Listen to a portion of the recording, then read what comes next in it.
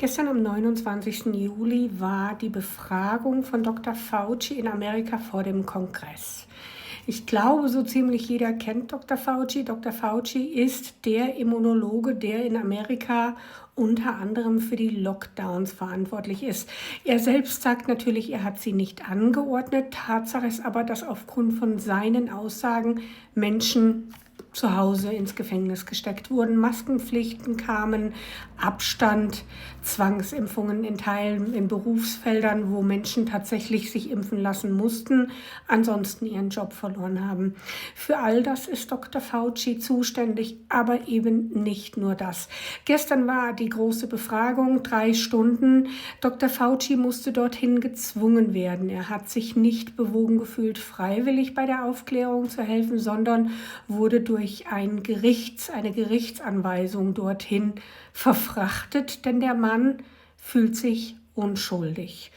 Tatsächlich ist, und was eben rauskam in dieser Befragung, auch an Fakten, dass er nicht nur daran schuld war, dass Amerikaner eingesperrt wurden durch den Lockdown und sich viele andere Länder, unter anderem auch Deutschland, ein Beispiel daran genommen haben, sondern dass er tatsächlich für die Erzeugung des Coronavirus mitverantwortlich ist. Das heißt, dieser Mann ist nicht nur irgendein Arzt oder Virologe, dieser Mann ist aktiv an der Erstellung des Coronavirus, das dann über die Atemwege zur Ansteckung geführt hat, beteiligt. Mit vollem Wissen und der Finanzierung. Und nicht nur das. Der Chairman betont ja auch ganz klar, dass eine Forschung von 2014 bezüglich des Vogelgrippevirus unter der Aufsicht von Dr. Fauci, unter der Finanzierung seiner Behörde dazu geführt hat, dass das Virus so mutiert wurde, das Vogelgrippevirus, dass es erst dann in der Lage war, von Säugetier zu springen. Das heißt, auch den Ausbruch der Vogelgrippe und der Tod vieler Geflügel auf dieser Welt liegen in der vollen Verantwortung von Dr. Fauci. Die andere Geschichte ist, dass er im Weißen Haus behauptet hat, das Coronavirus wäre auf gar keinen Fall im Labor entstanden, während er gleichzeitig im Privaten mit anderen Experten darüber diskutiert hat, dass das Virus im Labor entstanden ist, und zwar in dem Labor, was seine Behörde vollumfänglich finanziert hat. Er wusste um die Risiken, ihm war bekannt, dass man daraus Biowaffen herstellen kann, und er hat trotz Einwände anderer Experten immer weiter finanziert und das Ganze auch vorangetrieben. Unter anderem auch mit der Finanzierung von Bill Gates, der ebenso seit 2014 in der Finanzierung des Coronavirus mit drinne war. Nun ist Dr. Fauci aber tatsächlich ein Beamter gewesen, ein Behördenmitarbeiter, der eine Behörde unter sich hatte und dementsprechend auch Gelder. Er selbst hat vor dem Kongress 111 Mal darauf verwiesen, dass er sein Recht, das nennt sich, glaube ich, der 5. Verfassungszusatz, auf Stillschweigen wahrnehmen will. Tatsächlich wurde er ja von Präsident Biden schon lange begnadigt. Dementsprechend greift dieser 5. Zusatzartikel für ihn nicht mehr. Das hat ihn allerdings nicht interessiert. Er war weder daran interessiert, aufzuklären, warum er das getan hat, noch sich zu entschuldigen, noch irgendwelche Fragen zu beantworten. Dr. Fauci hat sich selbst während Corona zum mehrfachen Millionär gemacht, hat über Staatsgelder auch mehrfach Preise sich geholt, mithilfe von Regierungsmitarbeitern, was er nicht gedurft hätte, selbst als Regierungsmitarbeiter. Er hat den Lockdown praktisch an die Behörden empfohlen, nicht nur wie soll man das sagen, gesagt, es wäre eine gute Alternative, sondern einfach so wissenschaftlich empfohlen, dass niemand sich außerstande gesehen hat, sich diesem zu widersetzen. Aber am Ende des Tages ist der Vogelgrippevirus so, wie er heute besteht, und der Coronavirus mit dem vollen Wissen des Dr. Fauci finanziert und entwickelt worden. Und obwohl er euch allen erzählt hat, der kommt nicht aus dem Labor, wusste er zu jedem Zeitpunkt, dass er nicht nur aus dem Labor kommt, sondern aus einem Labor, das den Sicherheitsstandards nicht entsprochen hat und das von seiner Behörde vollaus finanziert war. Und es war ihm auch zu jeder Zeit bewusst, was es für ein Virus ist und was für einen Schaden dieses Virus anrichten kann. Wir reden hier also von einem Schwerverbrecher, der allerdings begnadigt ist, dementsprechend mit keinerlei strafrechtlichen Folgen mehr zu rechnen hat. Das Einzige, wofür man ihn eventuell noch anklagt, ist sein Lügen vorm Kongress. Das ist strafbar und das ist ihm schon nachgewiesen. Nichtsdestotrotz, ich habe euch das originale Senatsvideo von der Homeland Security Webseite runtergeladen, habe euch Auszüge davon, nur 2 kurze, auch mal übersetzt. Und zwar hier einmal die Aussage des Chairman, wo er all diese Fakten benennt. Und dann eines anderen Senators, der hier versucht, ganz banale Fragen zu stellen, wohl wissend, dass Dr. Fauci sich immer wieder auf einen Verfassungszusatz bezieht, der für ihn längst nicht mehr gilt. Das, was ihr da seht, ist Anthony Fauci, ein US-amerikanischer Arzt und Immunologe. Er zählte zu den bekanntesten Infektionsforschern der USA und war über viele Jahrzehnte eine zentrale Figur der amerikanischen Gesundheitspolitik, die es sich zunutze gemacht hat, durch Corona berühmt und reich zu werden und dabei völlig achtlos mit Viren gespielt hat, sie finanziert hat und unter anderem auch für Millionen Schäden von Farmern und Geflügelindustrie verantwortlich ist, denn das Vogelgrippevirus wurde unter seiner Aufsicht so mutiert, dass es sich über die Luft auf viele Säugetiere verteilen kann. Dieser Mann ist ein Schwerkrimineller und leider wird folgenlos dafür nicht mehr zur Rechenschaft gezogen. Ich hoffe, ihr könnt mit dem Teil, den ich rausgeschnitten habe, was anfangen. Das ganze Video hat 3 Stunden 13 Minuten. Das würde ich jetzt nicht tun, aber die interessantesten 2 Herren sind natürlich der Senator, den ihr vermutlich alle kennt, der hier auch recht bissig nachfragt und natürlich keine Antworten bekommt von einem Dr. Fauci, und der Chairman des Kongresses, der diese Befragung anführt und hier in 12 Minuten auch die Schandtaten dieses Arztes tatsächlich mal ans Licht bringt. Ich finde das recht schockierend, wie so ein Mann am Ende dann von einem Präsidenten rückwirkend begnadigt wird, so dass man ihn für diese tatsächlichen Schwerverbrechen gar nicht mehr anklagen kann. Aber das schaut ihr euch am besten selbst an.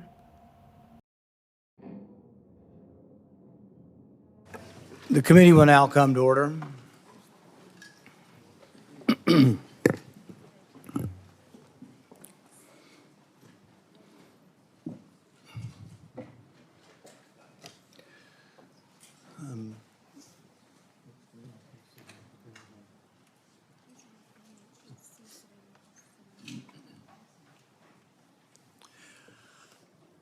1 million Americans died from COVID-19. Some estimate as many as 15 million people died worldwide from COVID-19. Publicly, Anthony Fauci promoted the theory that the virus arose naturally, while privately, he was well aware of a mountain of evidence suggesting the virus originated in the lab. The American people deserve answers. The American people deserve to know why dangerous research was funded by NIAID in a totalitarian country, in a lab that lacked acceptable safety standards. The decision to fund dangerous gain-of-function research in Wuhan, China, will likely go down in history as perhaps one of the worst public health decisions. Frankly, the American people deserve an apology. I hope today Dr. Fauci will come clean, admit it was a mistake to fund dangerous research in China, admit that the risk of this dangerous research exceeded any possible benefits, ask forgiveness, and pledge to help our government devise safeguards so a man-made epidemic never happens again.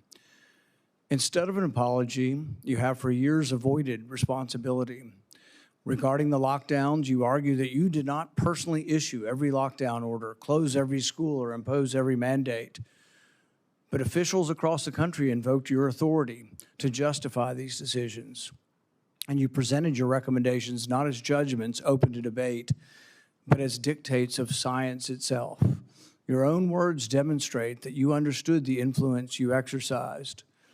On March 14th, 2020, you wrote, that the task force recommendations were driven by me, yourself, Deb, and CDC. The next day you wrote that you had convinced Mayor Bill de Blasio to close the New York City schools, so you were involved.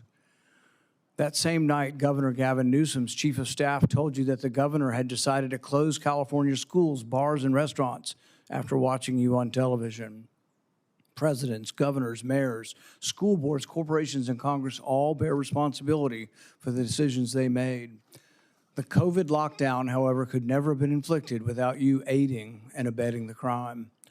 Children lost years of education. Small businesses built over a lifetime disappeared. Patients delayed cancer screenings and other medical care. Families were separated from dying relatives. Workers were ordered to accept a medical procedure or lose their jobs. Worship assembly, employment, education, and travel were restricted in the name of science.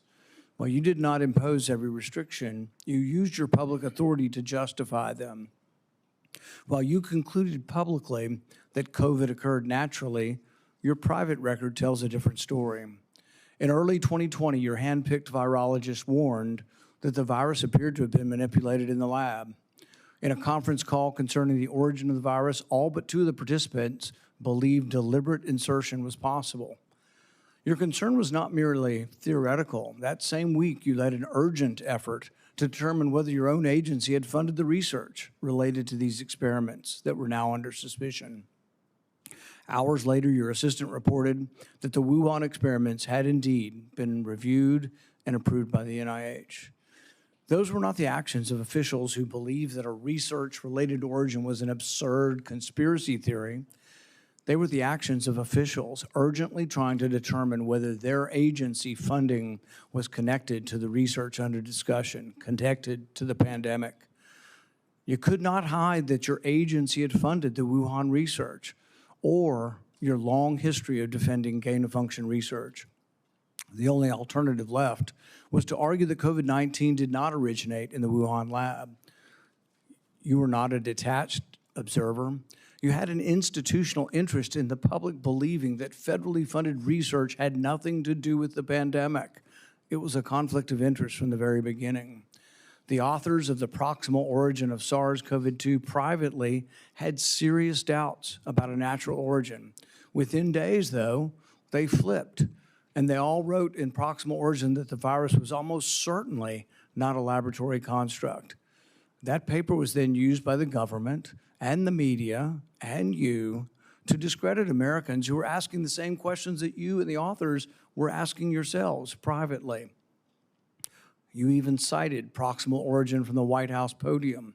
You held it out as evidence that the virus could not have been engineered, but you didn't disclose your role in the discussions that preceded the writing of the paper.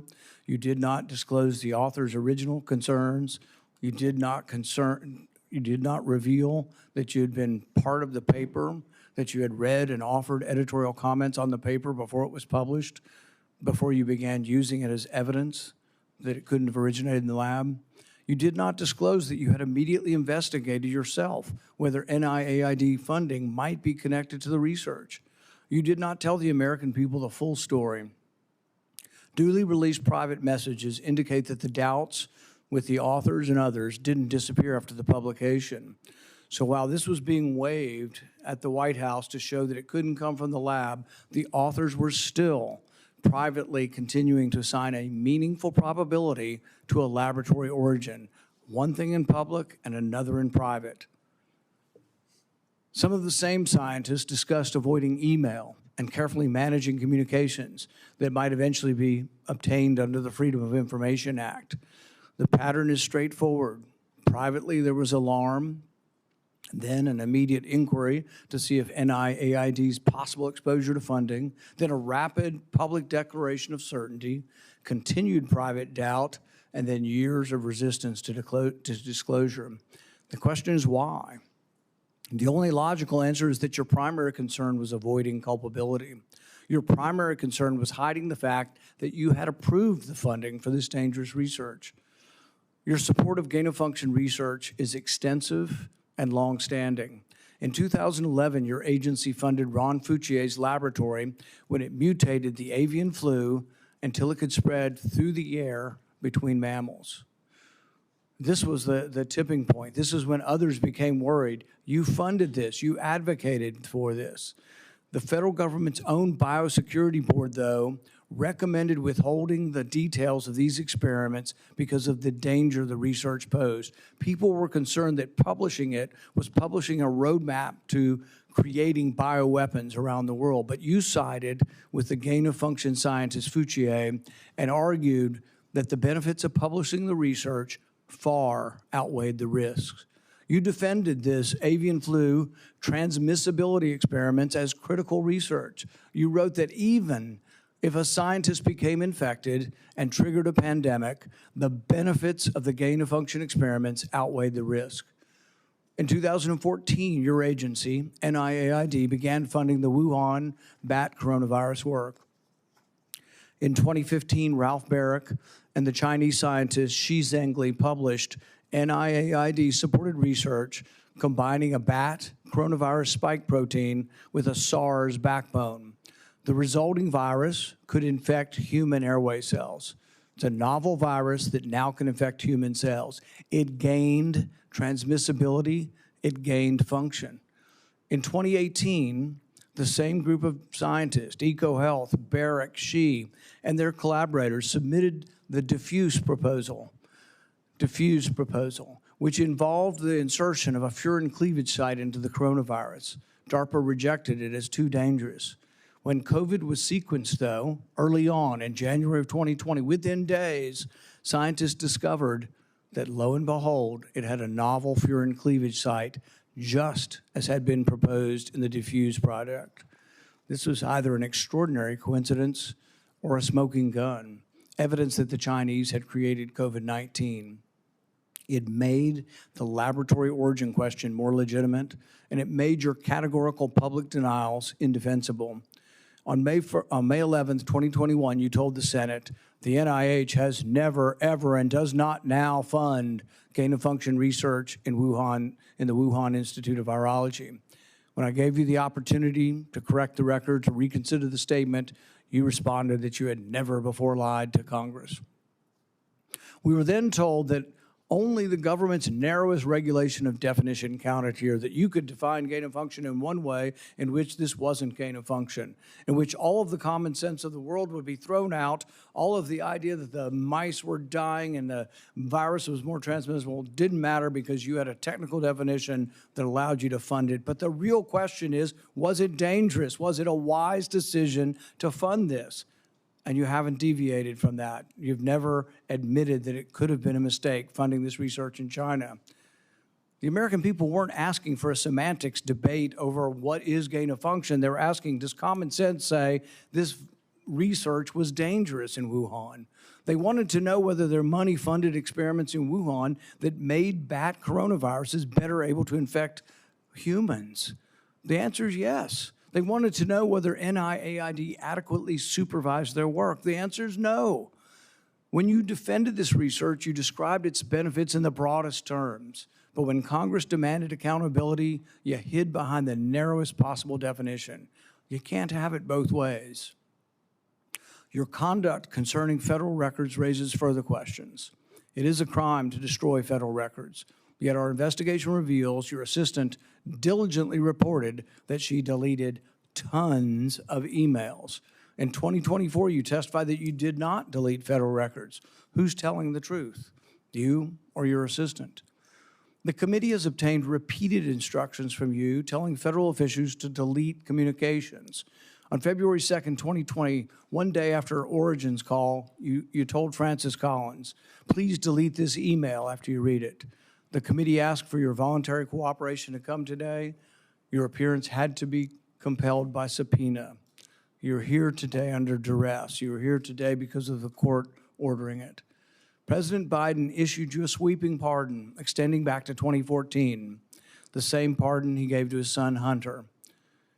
A pardon may protect a person from criminal prosecution, doesn't rewrite history. It does not erase documents. It does not convert a misleading statement into a truthful one. And it does not prevent Congress from establishing what happened. There will be another pandemic. There will be another crisis. And there will again be officials who insist that uncertainty must be hidden for the public's own good. They will demand obedience. They will invoke science. I am the science, as though it were a commandment. They will argue that government officials cannot be questioned because questioning them would undermine public trust. They have it backwards. It is secrecy that destroys trust. It is arrogance that destroys trust. It is censorship that destroys trust. And it is the refusal to admit error that destroys trust. That loss of trust may be your most damaging legacy. Trust can't be ordered. It has to be earned. No scientist is above scrutiny. No government official is beyond accountability. And no public servant has the right to treat the suffering of millions of Americans as a footnote to his preferred version of history. Well, nothing says honesty like taking the fifth, huh, Doc? Let's try something. What day of the week is it today?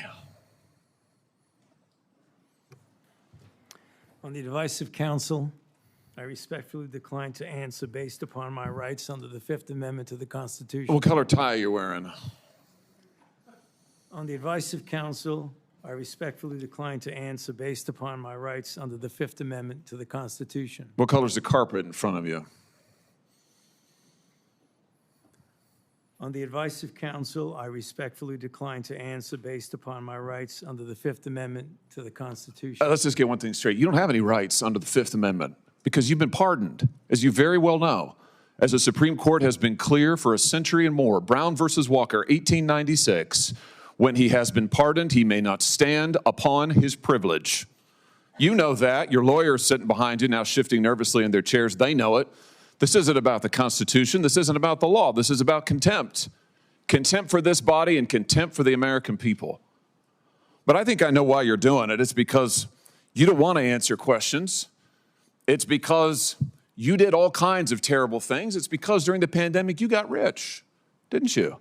You got rich while people were dying, hundreds of thousands of Americans, over 1 million in the end, and you were getting rich, and not only were you doing that, you were using federal employees with taxpayer money to apply for and solicit cash prizes for you personally, cash prizes totaling over $1 million. You did all of that during the pandemic, didn't you? That's a question. On the advice of counsel, I respectfully decline to answer based upon my rights under the Fifth Amendment to the Constitution. You remember Greg Folkers? Who was that? On the advice of counsel, I respectfully decline to answer based upon my rights under the Fifth Amendment to the Constitution. Your chief of staff is the answer. Do you remember Patricia Conrad? Who was that?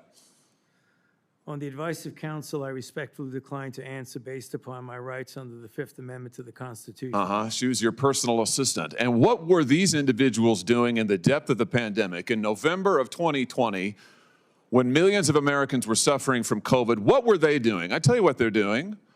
Folkers was on your behalf soliciting and gathering information for a cash award. Let's look at it. We've got his email right here, right over my shoulder. Folkers says, I'm working on this nomination for the Dan David Award for Fauci. We need to beef up the COVID part. Do you have language in the can that you could share that delineates how we responded in new ways to COVID? He sends this to multiple federal employees. What was the Dan David Award? Do you remember, Doc? On the advice of counsel, I respectfully decline to answer based upon my rights under the Fifth Amendment to the Constitution. It was a $900,000 cash award. $900,000 cash award. And he got it because he used federal employees to get it. And this wasn't the only award, was it, Dr. Fauci? In fact, you applied for and received at least 8 other federal cash prizes on federal time using federal employees and federal resources. Here they are over my shoulder. Besides the Dan David Award, you've got the Partnership for Public Service, you've got the Adelson Prize, you've got the Smithsonian Award, you've got the National Academy of Medicine's Award, you've got the CDC Foundation. In fact, you turned your staff into a full-time application machine. You actually wrote to people and said, do you think maybe I'd qualify? And you got cash for all of this.